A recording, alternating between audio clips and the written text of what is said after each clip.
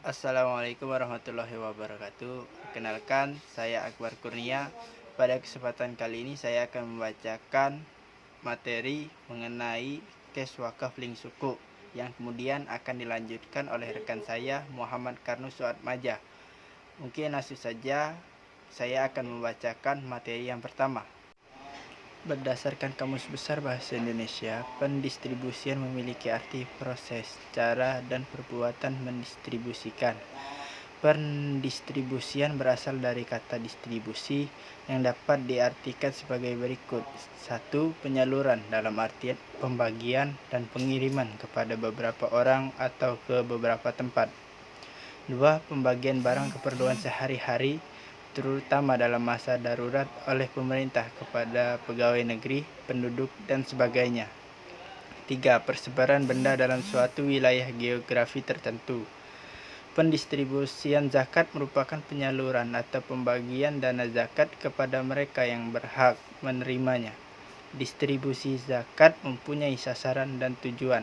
Sasaran di sini adalah pihak-pihak yang diperbolehkan menerima zakat, sedangkan tujuannya adalah meningkatkan kesejahteraan masyarakat dalam bidang perekonomian serta bidang lain, sehingga dapat memperkecil kelompok masyarakat yang kurang mampu dan pada akhirnya akan meningkatkan kelompok muzaki.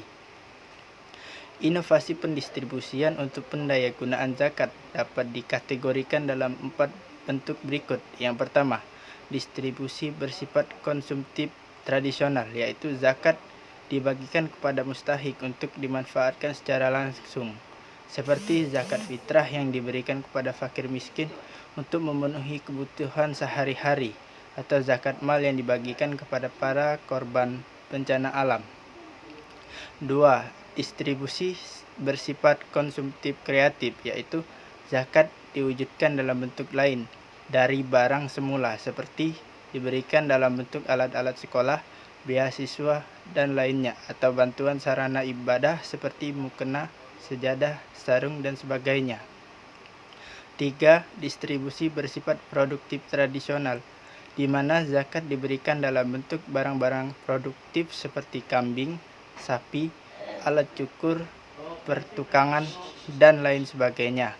4. Distribusi dalam bentuk produktif kreatif, yaitu zakat diwujudkan dalam bentuk permodalan, baik untuk membangun proyek sosial, misalnya untuk pembangunan sekolah, tempat ibadah, sarana kesehatan, atau yang lain sebagainya.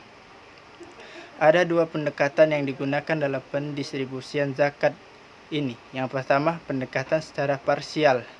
Pendistribusian dan zakat setidak-tidaknya menandatangani 4 pekerjaan berikut. 1. Mendata dan meneliti mustahik yang ada. 2. Mendata dan meneliti ragam kebentukan mustahik yang terdaftar sekaligus. 3. Membagi dana kepada masing-masing mustahik dengan asas keadilan. 4. Mengupayakan agar pendistribusian tidak hanya terbatas pada pola konsumtif murni, tetapi sebagian dengan pola konsumtif kreatif. Dan yang terakhir, menyerahkan kepada masing-masing mustahik dengan cara mengantarkannya ke tempat mereka masing-masing, bukan justru memanggil mereka ke kantor organisasi pengolah zakat. Adapun model pendistribusian zakat, yang pertama itu pendistribusian zakat produktif.